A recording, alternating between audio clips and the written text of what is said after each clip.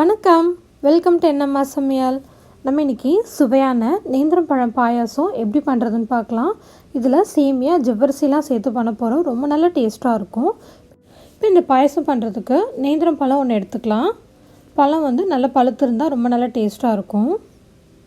இப்போ இதோட தோல் எடுத்துடலாம். தோல் எடுத்ததுக்கப்புறமா இதை சின்ன சின்னதாக நம்ம கட் பண்ணிக்கலாம். உங்களுக்கு நேந்திரம் பழம் கிடைக்கலனா எந்த வாழைப்பழம் கிடைக்குதோ நீங்கள் அதை வச்சு இந்த பாயாசம் பண்ணலாம். ரொம்ப நல்லா டேஸ்ட்டாக இருக்கும். பழம் ரொம்ப காயாக இருக்கக்கூடாது, நல்லா பழுத்திருக்கணும். இப்போ கட் பண்ண பழம் எல்லாத்தையும் நம்ம மிக்ஸ் ஜாருக்கு மாற்றிக்கலாம். இதோட அரை கப் பால் சேர்த்துக்கலாம். பால் காய்ச்சி ஆற வச்ச பால். அதை சேர்த்ததுக்கப்புறமா நல்லா ஸ்மூத்தாக அரைச்சி எடுத்துக்கலாம். இந்த மாதிரி நல்லா அரைச்சாச்சு. அடுத்து ஒரு பேனில் 2 டேபிள் ஸ்பூன் நெய் சேர்த்துக்கலாம். 1 டேபிள் ஸ்பூன் முந்திரி பருப்பு, 1/4 கப் நல்ல நீளமாக கட் பண்ணி வச்சுருக்க தேங்காய் சேர்த்துக்கலாம். இது எல்லாத்தையும் நெய்யில் நல்லா வதக்கிக்கலாம். அப்போ தான் ரொம்ப நல்ல தேங்காய் நல்ல வாசனையாக இருக்கும். லைட்டாக பொன்னிறம் மாற வரைக்கும் வறுத்துக்கலாம். இப்போ தேங்காயும் முந்திரி பருப்பும் நல்ல பொன்னிறம் ஆகிடுச்சு. அடுத்து நம்ம அரைச்சி வச்சுருந்த விழுதையும் இதோடு சேர்த்து நல்லா கலந்து விட்டுடலாம்.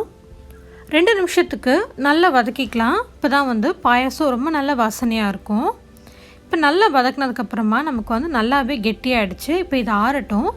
அடுத்து ஒரு பேனில் ஜவ்வரிசி வறுத்துக்கலாம். 1/4 கப் ஜவ்வரிசி எடுத்துக்கலாம். 2 நிமிஷத்துக்கு ஜவ்வரிசியை நல்லா வறுத்துக்கலாம். நல்லா வறுப்பட்டதுக்கப்புறமா ஜவ்வரிசியோட அளவும் கொஞ்சம் பெருசாகிடும். நல்லா பொரிய ஆரம்பிக்கும். இப்போ ஜவ்வரிசி நல்லா வறுப்பட்டுருச்சு. இப்போ இதை ஒரு தட்டுக்கு மாற்றி வச்சுக்கலாம். அடுத்து இதே பேனில் அரை கப் சேமியா சேர்த்துக்கலாம். வறுத்த சேமியாவாக இருந்தால் பரவாயில்ல, நீங்கள் அப்படியே டைரெக்டாக வேக வச்சுக்கலாம். இது வறுக்காத சேமியா. இதையும் 2 நிமிஷத்துக்கு நல்லா வறுத்துக்கலாம். ரொம்ப டார்க் ப்ரௌன் ஆகிடக்கூடாது. லைட்டாக கலர் மாறினாலே போதும் நமக்கு. இப்போ இதையும் தட்டில் மாற்றி எடுத்துக்கலாம். அடுத்து ஒரு பேனில் 3 கப் பால் சேர்த்துக்கலாம். இந்த பாலோட அரை டீஸ்பூன் ஏலக்காய் தூள் சேர்த்துக்கலாம். ஏலக்காய் தூள் சேர்த்ததுக்கப்புறமா நம்ம வறுத்து வச்சுருந்த ஜவ்வரிசியும் சேமியாவும் இதோடு சேர்த்து நல்லா கலந்துக்கலாம். நீங்கள் ஃபுல்லாகவே பால் சேர்க்கணும்னு அவசியம் இல்லை. பாதி பாலும் பாதி தண்ணி கூட நீங்கள் சேர்த்து சேமியாவையும் ஜவ்வரிசியும் வேக வச்சுக்கலாம். இப்போ சேமியாவும் ஜவ்வரிசியும் நல்லா கலந்து விட்டுட்டே இருங்க அப்பப்போ. அப்போ தான் அடியில் போய் ஒட்டாமல் இருக்கும். நமக்கு பாலும் பொங்கி வராமல் இருக்கும். அப்பப்போ இந்த மாதிரி கிளறி விட்டுட்டே இருங்க. சேமியாவும் ஜவ்வரிசியும் பாலில் வேக வைக்கும் போது ரொம்ப நல்ல டேஸ்ட்டாக இருக்கும். இப்போ சேமியாவும் ஜவ்வரிசியும் ரொம்ப நல்லா வெந்துடுச்சு.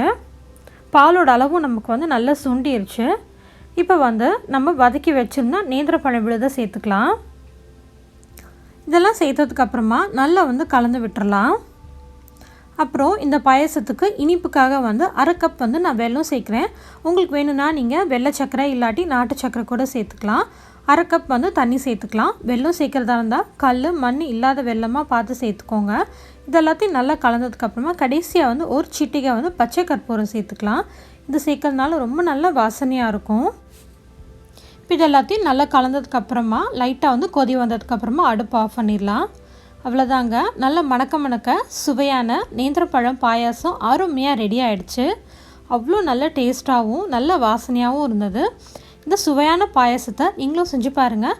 இந்த வீடியோ பிடிச்சிருந்ததுன்னா லைக் பண்ணுங்கள். Amma Samayal சப்ஸ்கிரைப் பண்ணிக்கோங்க. தேங்க்ஸ் ஃபார் வாட்சிங்.